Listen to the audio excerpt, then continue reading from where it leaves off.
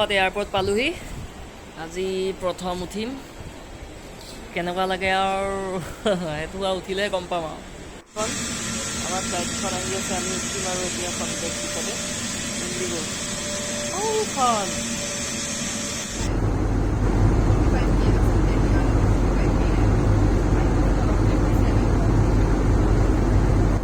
এতিয়া থাকিবলৈ এটা লেট্ৰিনো আছে কিন্তু হাগিলে কাৰ মূৰত পৰে নাজানো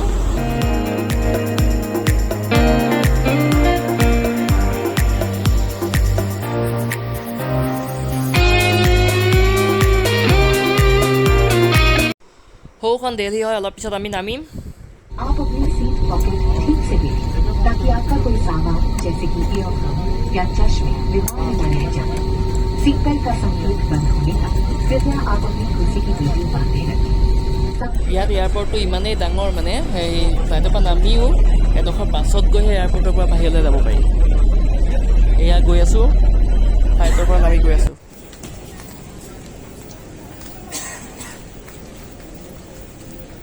এইখন দেখিছোঁ সেইফালে বেগবিলাক গৈ থাকে বোলে আচৰিত কাণ্ড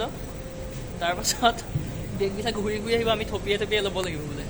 এতিয়ালৈকে আমাৰ বেগকেইটা অহা নাই দেখাই নাই ক'ত আছেগৈ আৰু এইটো মোৰ বেগটো এইটো পালেহি এটা এইটো আহি গ'ল আমাৰ দুটা বেগ এয়া পালোঁ বুলি কৈ দিয়া আকৌ পালোঁ বুলি কৈ দিয়া আকৌ নোকোৱা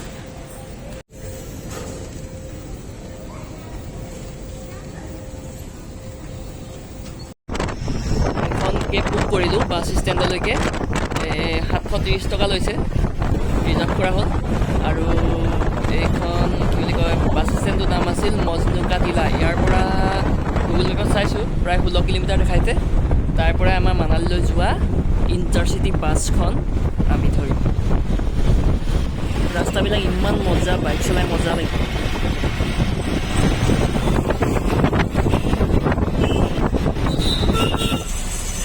আমি গৈ আছোঁ মানালী বাছ ষ্টেণ্ড মজনু কা টিলা মেইন গৰাকী মজনু কা টিলা গৈ আছোঁ বহুত ট্ৰেফিক জাম ইয়াত চাওক কি কণ্ডিশ্যন হৈ আছে ৰ'ব ফ্ৰণ্টত দেখাই আছোঁ কি কণ্ডিশ্যন হৈ আছে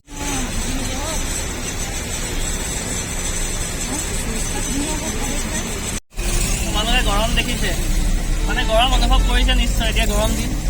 দিল্লীলৈ আহি চাব গৰমটো কেনেকুৱা লাগে দিল্লীলৈ আহি চাব মানে ইয়াত যদি আপুনি কণী এটা দি দিয়ে আমলেট বনি যাব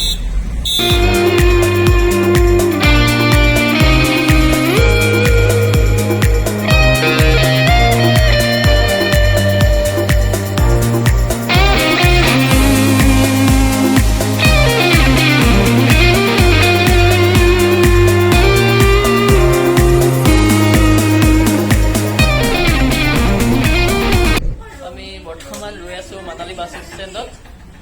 আৰু কণ্টেক্ট পিছতে 6 বজাত ইয়াৰ পৰা বাছ ষ্টাৰ্ট হ'ব আমি বিন্দাছ বহি আছোঁ ইয়াত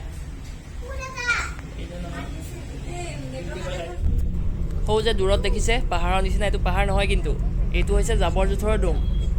এই দিল্লীত জাবৰ জোঁথৰবিলাক য'তে ত'তে নেপেলাই মানে এডোখৰ নিৰ্দিষ্ট জেগাত পেলাই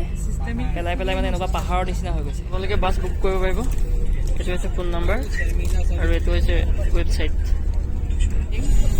এইটো এটা কেৰি বেগ দিয়ে পলিথিন মানে এইটো বমি চমি আহিব পাৰে নাই সেইটো কাৰণে এইটো দিয়ে 100% biodegradable বেগ এতিয়া প্ৰায় 9 বাজি 30 মিনিট গৈছে আৰু সেই ব্লু কালাৰখন দেখিছে এইখনে আমাৰ বাছ এতিয়া ইয়াত এখন ধাবা আছে এখন নহয় কেইবাখনো ধাবা আছে ইয়াত চাওক গোটেই বাছেই বাছ এইফালে গোটেই বাছেই বাছ এইফালেও আছে বাছ মানে সকলো খানা খোৱাত ব্যস্ত মই কিন্তু খানা নাখাওঁ মই আজি বেলেগ এটা বস্তু খাম এতিয়া ৰাইজক খাবলৈ গৈছে কিবা কিবি ভাত ৰুটি মই এতিয়া চাওক শিকাইছোঁ চকলেট আৰু আমাৰ বাকীকেইজন লৈছে কি খাইছে দেখাই আছোঁ আপোনালোকক ঠিক আছে কৈ দিয়ক সকলো খোৱাত ব্যস্ত এইবোলে বাৰু পইচা উচল নে চাওক পইচা উচল কেইখন ৰুটি ছখন সুদা ৰুটি আৰু ডাল তৰকা 290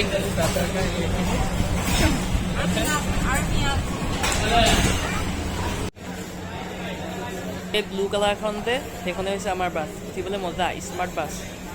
ডেছক্ৰিপশ্যনত দি দিছোঁ ইয়াৰ হেৰিটো কণ্টেক্ট নাম্বাৰটো বুক কৰিব পাৰি আমি মেক মাই ট্ৰিপত বুক কৰিছিলোঁ মাত্ৰ 800 কেইটকা আছিল পাহৰিছোঁ 850 টকা আছিল নেকি এয়া হিমাচলত তামাম বৰষুণ বাছৰ আইনাৰে দেখাইছোঁ হিমাচলৰ পৰিৱেশ জানো এয়া মানালী কিমান ভালকৈ চাব পাৰিম নাজানিছোঁ মানে বৰষুণে অৱস্থা বেয়া কৰিব যেন লাগিছে এইডোখৰত ৰাস্তাটো অলপ বোকা লেণ্ডশ্লাইড হৈছিল চাগে এইডোখৰত ইয়াত চাওক বাছখন আগৰ বাছখন গৈ আছে খুব লাহে লাহে গৈছে বহুত বোকা হয় শ্লিপাৰী ৰাস্তা আৰু ৰাইট চাইডে দেখিছে ৰাইট চাইডে একো নাই পৰিব লাগিলে ডাইৰেক্ট খালত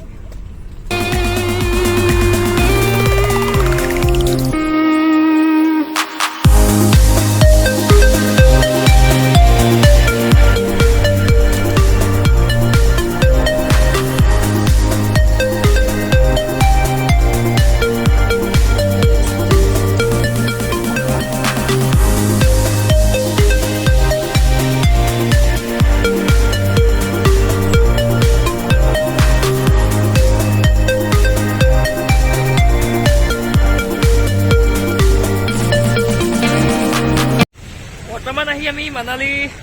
পাই গ'লোহি গোটেই ৰাতি আহি এতিয়া 8:30 গৈছে 8:30 মানালী বাছ ষ্টেণ্ড ভিউ চাওক বাছ ষ্টেণ্ডৰ ভিউ চাওক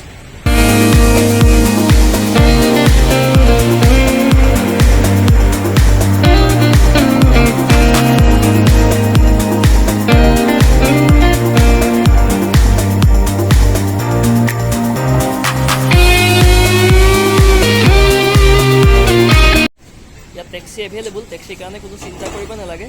এইখনে আমাক এখন হোটেললৈ লৈ যাব ভাড়া মাত্ৰ 100 টকা উঠা সোনকালে ভোক লাগিছে কিবা এটা খাবলৈ লাগে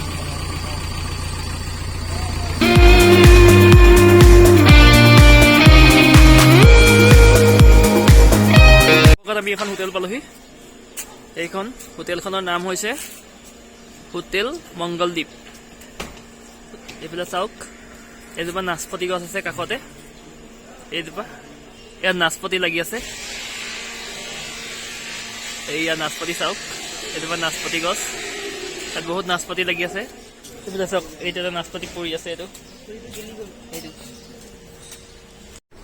হোটেলত এটা ৰুমত এদিনত ভাড়া আপোনাৰ 2000 টকা আৰু 2000 টকাত ব্ৰেকফাষ্ট আৰু ডিনাৰ কৰিব পাৰি এয়া আমি অলপ সোনকালে পালোহি যে সেইবাবে আমি ব্ৰেকফাষ্টটো কৰাৰ সুবিধা পাইছোঁ এই 2000 টকাত ব্ৰেকফাষ্ট ডিনাৰ আৰু এদিন থাকিব পাৰিব হোটেল মংগলদ্বীপ তলত ডেছক্ৰিপশ্যনত কণ্টেক্ট নম্বৰ দি দিছোঁ চাব পাৰিব ৰাতিপুৱাই ঘিউ দিয়া ৰুটি মাৰি দিছোঁ আৰু পেটেহে জানিব কি দেখায় বিহু হ'ব এতিয়া আমি খাই লওঁ খাই পানি পাছত দেখাই আছোঁ কি খাই থকা চাই থাকিব নালাগে তলত যে ছাবস্ক্ৰাইব বুটামটো আছে সেই ছাবস্ক্ৰাইবটো টিপি দিয়ক তেতিয়া মানালীৰ সুন্দৰ ভিডিঅ'বোৰ উপভোগ কৰিবলৈ সুবিধা পাব